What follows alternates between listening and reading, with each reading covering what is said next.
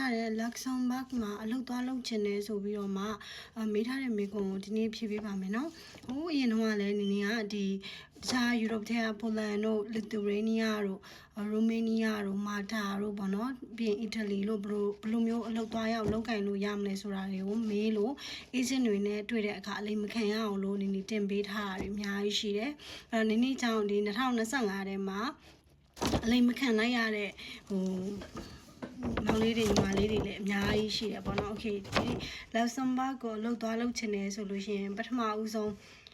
အလုပ်ခေါ်တဲ့ job တွေကိုအရင်ပြောမယ် visa ရဖို့လွယ်တဲ့အလုပ်တွေကိုအရင်ပြောမယ်ပေါ့နော်။အဲ့တော့ဘာတွေက high chance ဖြစ်လဲဆိုလို့ရှိရင် IT တို့ software တို့ data analysis တို့ပြီးရင် accounting finance audit engineering chef hacker ပေါ့နော်။အဲ့တော့ဒီအလုပ်တွေကတော့သူတို့နိုင်ငံမှာခေါ်တာပြည်ပလူတွေကိုလှမ်းခေါ်တာများတယ်ပြည်ပဆိုတာ non EU citizen ပေါ့နော်အဲ့တော့ဒီ Asian လူတွေကိုscale job တွေနဲ့ခေါ်တာများတယ်ဒါကတော့ high chance ပေါ့နော်အဲ့တော့ဒီအလုပ်တွေနဲ့ကိုမှexperience ရှိခဲ့တယ်ဆိုလို့ရှိရင်အလုပ်တွေလှမ်းလျှောက်လို့ရပါတယ်medium chance ကိုပြောမယ်ဆိုလို့ရှိရင်တော့ hotel management တို့ logistics တို့ supply chain တို့ construction supervisor တို့ဒါကတော့ medium chance ပါ okay အဲ့ဒီမှာနောက်ထပ်က no chance ပါcleaning တို့ cashier တို့ helper jobs တို့ဒီအရာတွေ waiter waitress တွေကမရပါဘူးเนาะအဲ့တော့ဒီအလုပ်တွေနဲ့ agent တွေကခေါ်နေတယ်ဆိုလို့ရှိရင်ဒါတွေကလုံးဝကိုအလိမ်ဖြစ်ပါတယ်အဲ့တော့အလုပ်တွေကိုဘယ်မှာရှာရမလဲဆိုလို့ရှိရင် jobs.lu ပေါ့နော်ပြီးလို့ရှိရင် movie job ပေါ့နော် linking ပြီးလို့ရှိရင် indeed luxembourg ပြီးလို့ရှိရင် euros လား EURES အဲ့ဒါအတန်ထွက်ဘလို့ထွက်လည်းမသိဘူး okay အဲ့ဒီမှာရှာလို့ရတယ်ဒါတွေကိုပြီးလို့ရှိရင်ဒီအောက်မှာရေးပေးထားမယ်ပေါ့နော် okay ပြီးတော့ဘာ document တွေလဲဆိုလို့ရှိရင် passport လိုမယ် cover letter လိုမယ် degree certificate လိုမယ် language ကတော့ IELTS ပေါ့နော်7 or 6.5 ရှိတယ်မှာတဲ့ TOEFL ပေါ့ဒီဟာကတော့ဒီ certificate တွေရှိတယ်နဲ့အဲ့တော့ကိုယ့်ရဲ့ CV တို့ cover letter တို့ကိုကိုယ့်ရဲ့ experience နဲ့ကိုက်ညီပြီးတဲ့အခါကျတော့မှ CV file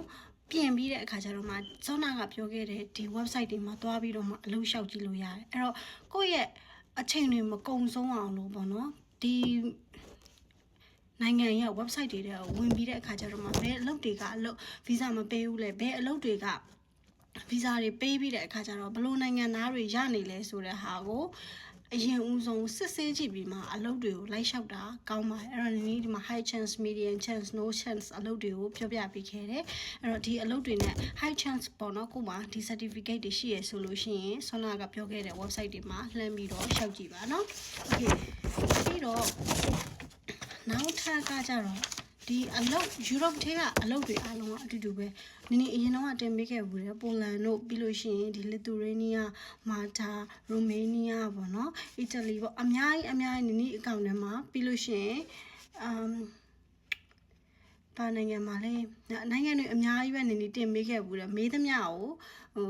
တင်ပေးခဲ့ဘူးတယ်ပေါ့နော် okay အဲ့ဒီမှာဒီ process တွေအားလုံးနှီးပါအတူတူပဲပထမဦးဆုံးကို့မှာ job offer ရှိရမယ် job offer ဆိုတာကကိုကအလုပ်လျှောက်လိုက်ပြီပေါ့ဆန္ဒအလုပ်တွေနဲ့ပတ်သက်ပြီးအလုပ်လျှောက်လိုက်တယ်လျှောက်လိုက်တဲ့အခါမှာဟိုဘက်ကအလုပ်ရှင်ဒီ Luxembourg က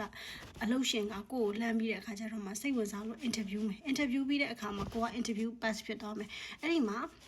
salary တို့နေစိတ်စားစိတ်တို့ကိုဘယ်လိုလာရမယ်လို့ဆိုတာအသေးစိတ်ရေးထားတာကို offer letter လို့ခေါ်တယ်ဒါအလုပ်ရှင်နဲ့အလုပ်သမားကြားထဲမှာချုပ်ရတဲ့ offer letter contract ပေါ့ပထမဦးဆုံးတရားမဝင် contract ပေါ့နော် okay ဒီဟာကိုချုပ်ပြီးပြီဆိုလို့ရှိရင်အဲ့ဒီထဲမှာပါတဲ့အချက်အလက်တွေတိုင်းသူကသူ့ရဲ့နိုင်ငံမှာအဲ့ဒီ Luxembourg မှာ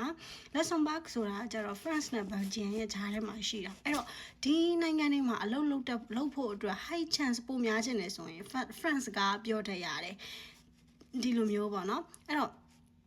အဲ့ဒီ job offer အတိုင်းသူကသူ့ရဲ့နိုင်ငံမှာ work permit လျှောက်ရမယ်အဲ့တော့ဒီ work permit ကသူ့ရဲ့အစိုးရကနေပြီးတဲ့အခါကျတော့မှဒီ company မှာဒီလူတယောက်ကိုငှားဖို့အတွက်မငှားဖို့အတွက် work permit ကို approve ပေးပြီဆိုလို့ရှိရင်သူကအဲ့ဒီ work permit original ကိုယ့်စီကိုသူကနေပြီးတော့ DHL တို့ဘာလို့လဲလှမ်းပြီးတော့မှပို့ပေးရမှာကိုကအဲ့ဒီ work permit မှာပါတဲ့ဘာကုတ်နံပါတ်တွေဘာတွေနဲ့အားလုံးကိုယူပြီးတော့ဒီ Luxembourg ရှိတဲ့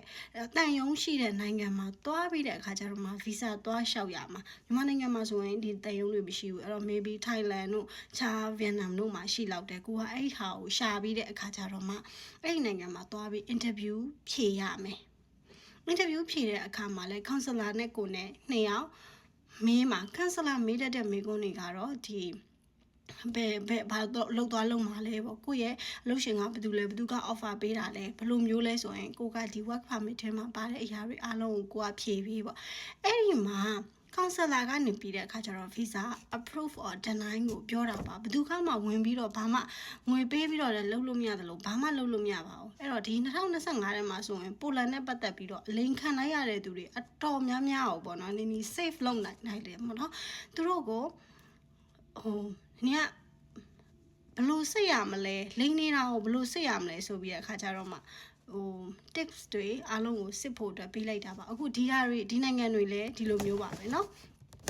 အဲ့တော့ကိုကအဲ့ဒီမှာ visa interview မှာ counselor ကပဲပြောလို့ရမှာဘယ်သူကမှ interview pass ဖြစ်အောင်လုပ်ပေးလို့မရဘူးဘောနော်အဲ့တော့ကိုယ့်ရဲ့ skill နဲ့ကိုယ့်ရဲ့ experience ကိုကြည့်ပြီးတော့ counselor က okay approve ပေးလိုက်ပြီဆိုလို့ရှိရင်ကိုယ့်ကို visa ထုတ်ပေးပါလိမ့်မယ်အဲ့ဒီ visa ကလည်း3လပဲရမှာပါအဲ့တော့ဒီ visa ကတော့ temporary stay ပေါ့နော်ကိုကအဲ့ဒီ visa နဲ့ temporary work visa permit ပေါ့အဲ့လိုမျိုးထုတ်ပေးလိုက်ရင်ကိုကဒီ visa ကိုကင်ပြီးတော့အဲ့ဒီနိုင်ငံကိုသွားပြီးတဲ့အခါကျတော့ဟိုမှာကိုကိုလာကြိုတဲ့သူတွေပါတယ်နဲ့တွေ့ပြီးလို့ရှိရင် long stay visa type D ဆိုတာကိုပြန်ပြီးတော့အလုပ်ရှင်ကနေပြန်ပြောင်းလျှောက်ပေးပြီးလို့ရှိရင်ကိုကအဲ့ဒီနိုင်ငံမှာတရားဝင်အလုပ်လုပ်လို့ရပါပြီနောက်ပိုင်း PR ရတာဘာညာကတော့ဒီ work permit နဲ့နေပြီးတော့9နှစ်နေ PR ရတတ်လို့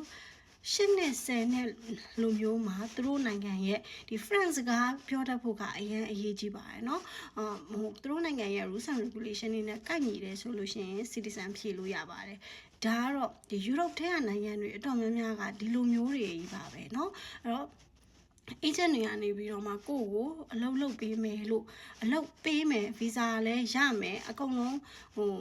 အကုန်ကြားခံပြီးခေါ်မှာ insurance ဘော်လေးပဲပေးပါဆိုပြီးတော့မှအဲ့လိုမျိုးဂျင်းထည့်သွားတဲ့ agent တွေ2025မှာအများကြီးပဲဒါပေမဲ့နင်းရဲ့အတိတွေမိတ်ဆွေတွေအားလုံးကိုနင်း safe လုပ်ပေးလိုက်တယ်ပေါ့နော်နင်းကိုလာမေးတဲ့သူတွေအားလုံးကိုတော့ဒီနိုင်ငံပေါင်းများစွာကိုအလုပ်ဘယ်လိုရှောက်ရမလဲအလိမ် agent တွေကိုဘယ်လိုရှောင်ရမလဲဆိုတာ2025မှာ Europe ထဲနိုင်ငံတွေတော်တော်များများကိုတင်ပေးခဲ့ပြီးသွားတယ်ဒါဒီနေ့ဒီညီမလေးကဒီ